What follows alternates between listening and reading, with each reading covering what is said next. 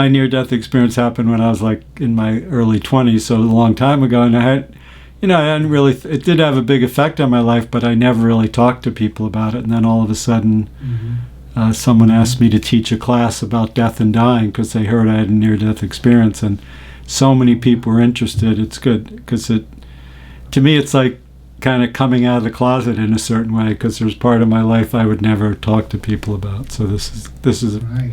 a good healing process for me. So I had been living in Longmont, Colorado that day at that time, and I was driving back in the United States, driving back to Westchester, New York, to visit with my parents. And so I drove a lot of miles that day. It took more than one day to drive back. It's about 2,000 miles. And when I got home, I found out a high school friend of mine was having a party, and I wanted to go to the party. Actually, my roommate in Colorado was also a high school friend of mine. We lived out there together, and so we came back to visit our folks, and I went to the party. We went in separate cars. I was drinking and doing some drugs also. And I was a little high, not what I considered too high to drive, but I asked for a ride home from my friend. A big part of my motivation was the young lady who was having the party I thought was pretty, and I could go back the next day and talk to her. When I was almost home, I remembered that my sister, who was staying at my parents' house at the time, also needed the car in the morning for work. So I asked my friend to drive me back, and he protested, but I assured him I was just overacting being high. The truth is, I thought I was, but I really wasn't, because I do remember leaving the party after he drove me back, and then the next thing I remember is I was out of my body in the white light looking down. My body was leaning against a tree, and there was a police officer sort of not kneeling, crouching over me. I assume he pulled me out of the car, and the car was there, squished beyond what it looked like I could survive, and my head was, I always get mixed up which side the scar's on, but you can still see it. It goes all the way back. My head was, cut open. So I was in the white light. It felt like a short experience, but it just felt like I was in this incredibly loving light. Even though I saw my body smashed up, it seemed perfectly fine. Like everything was fine. Just everything seemed fine beyond what usually I experience when I'm alive physically. But it felt like a lot of love, a lot of understanding and wisdom, and just like connected to the universe. And even though it's years ago, I'm still trying to find the way to describe it, because it was just so, like, just knowing everything, but really at the same time not really knowing anything. It wasn't in words, it was just more of a feeling. I didn't look this way, but it seemed, what I knew was there was this giant white light being and a smaller being, and the smaller being said to me, "You have to go back, your father wants you to stay." After that, in some ways, the biggest thing that happened to me was I started meeting a lot of people that had near-death experiences that were spiritual teachers and healing teachers. So the words of how I describe what happened really came to me later when some of these teachers were talking to me. One in particular, who was a Sufi sheikh, he started talking about the ocean of divine love and benevolence. And I go, oh, that's what the white light all around me. When he started talking to me about God, I really wasn't a very spiritual or religious person at that time. I go, wow, that was the big white light behind me. When he started talking about Jesus, I go, that was, just the feeling that came to me when he spoke those words were the same as the feeling then. So after that happened, the voice said, go back, your father wants you to stay. So I went back and woke up in the hospital 3 days later with a new mission in life, which was to find out about all that stuff. It was sort of like being in a cloud, if you could imagine that. I mean, it was just, there was a nice soft feeling to it. It wasn't a very extremely bright light either. It was kind of soft white.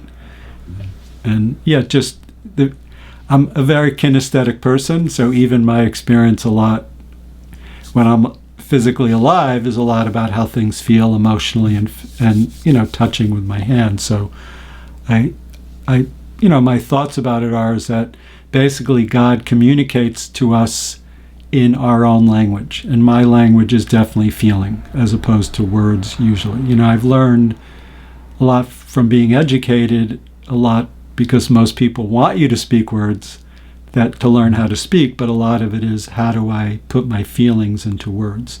So during that, it was like a direct transmission through my feelings. No, I'm laughing because it's such a joyful thing. It's like, and it is hard to put the words on it, and it is almost like guessing. And then when I say it, it's like, yeah, that's what it was. As soon as I think of it, it connects into this amazing energy. And part of my gift from doing that is I can help other people connect into that, which is another great joy of my life.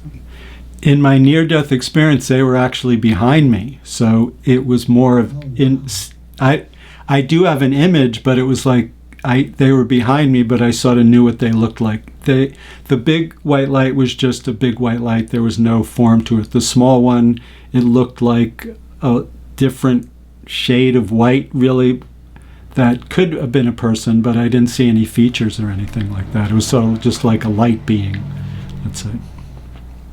It was like I said, it was almost like I didn't have any questions in my mind about anything. Everything just seemed right and proper, and it is sort of like I knew everything. I seemed to understand my accident was okay. Even, any family dilemmas, it just seemed the whole world, just everything made sense in a way. And again, it's hard to put into words, but sometimes things just seem right and proper. It's sort of like on a beautiful summer day or whatever season you like, and it's just beautiful out and you feel good. That's real. And then multiply that times, 1,000,000 or whatever. So that's what it's like. Yeah. Yeah. Well, even it was more like everything was okay because it was very gentle. In a certain way, perfect is like there has to be something a certain way. And this was like, no, everything is fine the way it is, really. I guess perfect. I'm always trying to find the right words for that. So. As soon as I came to, I knew I had to find out. Like, it was almost like not knowing was the carrot, and I had to find out. I traveled. I just met a lot of really cool people and really amazing people. No, I was a math and science kind of person, not thinking about this kind of stuff at all. I was some interested in psychology, but no, I was in my early 20s. I started my healing practice in my mid-30s. And that started with hands-on stuff as opposed to counseling. So, after the near-death experience, I noticed in my touch, my hands became very warm. I was very sensitive to people's energy.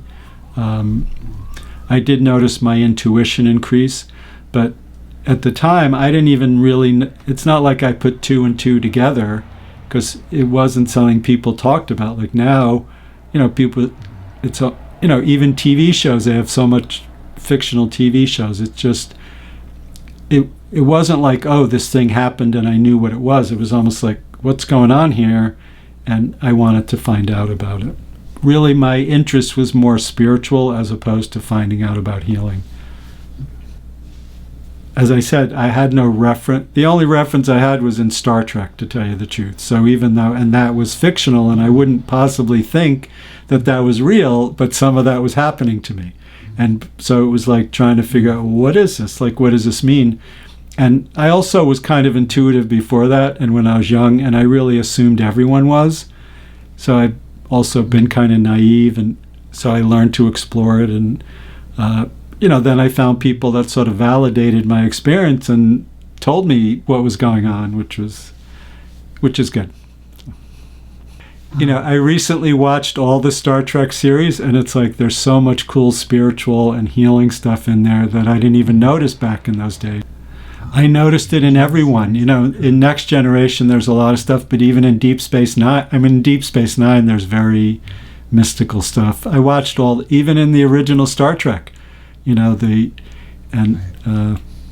just, it's very cool. It really, in a lot of ways, what people see on TV really opens them up. And even, the vampire shows that are on now, there's a metaphysical part. So kids you talk about this stuff, oh yeah, of course, it's like no big deal to them. It's kind of cool.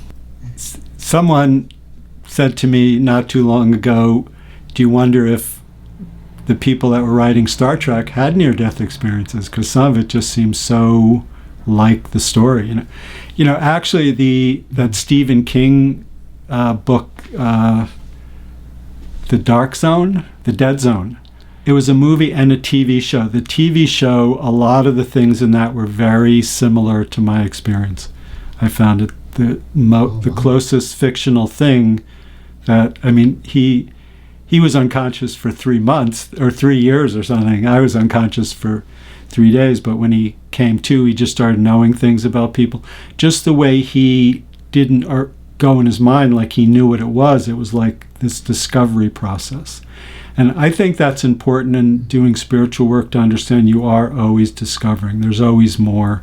For me, it's, my normal mind is reluctant to believe in some of these things, and then it's like, how much can I open up? And the more I do, the more I can help people.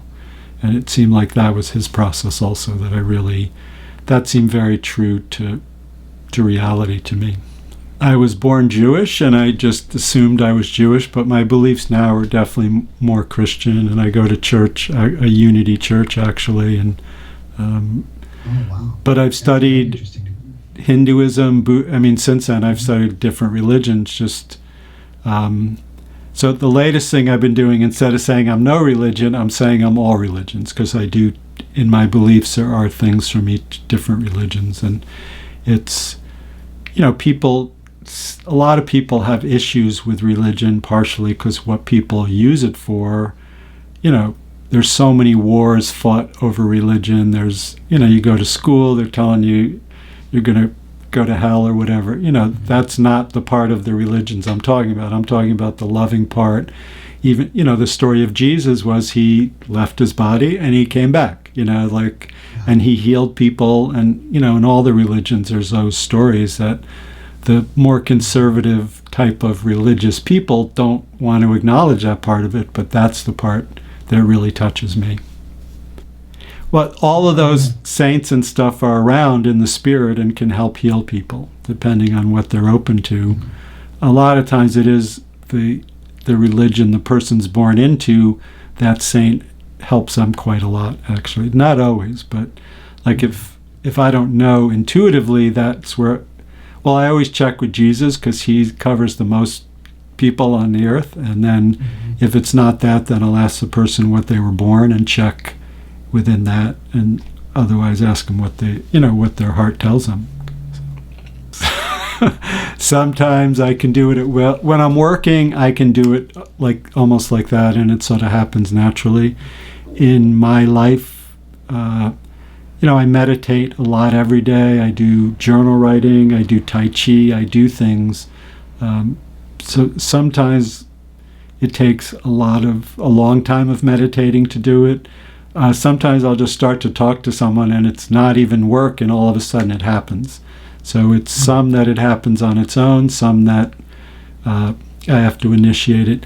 Luckily, I've sort of discovered to not have it on all the time, like when I'm socializing and stuff, and just because part of it is I became very sensitive to people's energy, and people start to release things, and when I'm sitting working, like it's, I can be in a certain space where I tend to take on less of it. When I'm around a lot of people, that becomes a little trickier. I've met some amazing people. I had a kind of an interesting thing happen. So I learned to do polarity therapy, which is a very gentle type of body work, and I later, so I was learning this from this woman, and at some point she said she was having a booth in a health fair in Manhattan, and she wanted me to come be there because she didn't want to have to stand at the booth for 3 days in a row. So I had this inside of me, my intuition said, I'm going to go try 2 things. So this is a big thing in Manhattan where there's more than 100 booths, and it could be overwhelming, but I trusted my intuition and I tried 2 things. There was one person right around the corner from our booth, and I had a great experience with him. It ends up he lived like 2 miles from me, and I learned a lot of healing from him. So I studied with him for a couple of years after that. But it was just that I met him there, and he was right around the corner in New York City, and then lived really close to me. Just a lot of coincidences happened like that in my life, where I kept meeting very wise people. One that I knew that I had was my grandfather. I saw him. I was in a movie in New York City, and I saw this guy from the back. I said, wow, that looks like my grandfather, to myself. And so I ended up walking around to see, and it was him. And he was a unique looking guy. And, I didn't know really what to make of it. I sort of let it go after that. And sometimes I wonder if I see other dead people and I don't even know it, because him I knew. I mean, he looked as solid as, sometimes the things look as solid as a physical person. Right. So I wonder if I'm seeing other people without realizing it. But that was, I guess something in me knew this, because it's not like I freaked out and thought I was going insane. I just thought, well, I don't know what happened, and kept going. So. My grandfather's a very big guy. He always wore a really nice suit and a cowboy hat and cowboy boots. And in here, the cowboy hat was next to him in the seat, and you couldn't miss him because everyone else in the theater was in jeans and a t-shirt kind of thing, And I know it seems kind of silly that I didn't do something about it. Once I became more tuned in, I became aware he came to say goodbye to me, and yes. Oh, wow. That's interesting. Yeah, I mean, he looked at me. I looked at him. That's why I walked around the front. It's. You ask those questions. It's like, I don't know why I didn't. Someone said to me, "You didn't say hello to him?" I go, "No, I just looked," and it's like I didn't know what to make of it in my mind, and I just sort of moved along. I mean, I always had, I think, a normal feeling when I was young that there's more than, what my parents were doing and what was going on, but I didn't know what that was. So, I think I'm always working to integrate it more. I think there's a lot more possibilities, and I know over the years what I can do for people just seems to increase. It seems to go like increase, and then it'll go like this. The times when it's increasing, sometimes it's actually kind of hard. Like the energy just comes in, like when I'm meditating, and sometimes it's so intense that it hurts. Like if I have any sore in my body, it'll start really hurting until I get adjusted to that new energy level.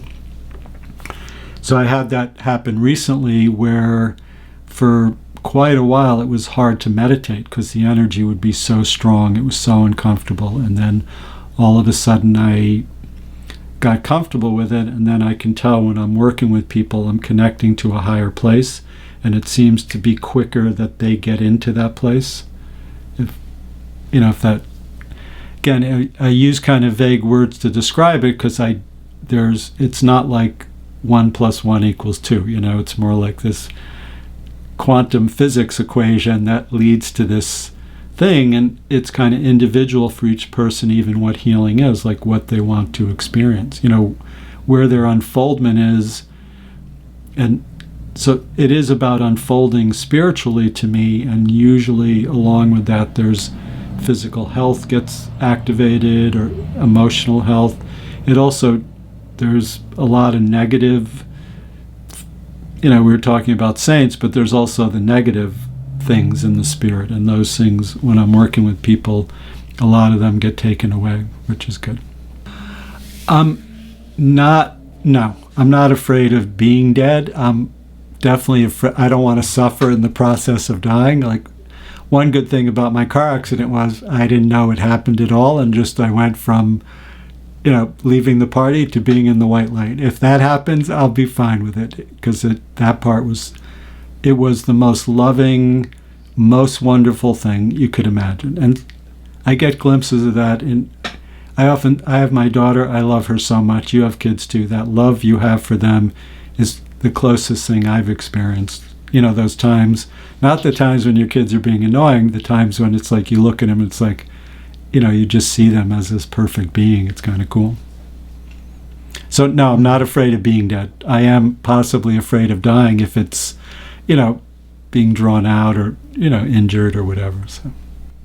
So sometimes their souls they don't know where to go. Like at 9/11, where I live in my general area, because there's ferries that go from here right to that area.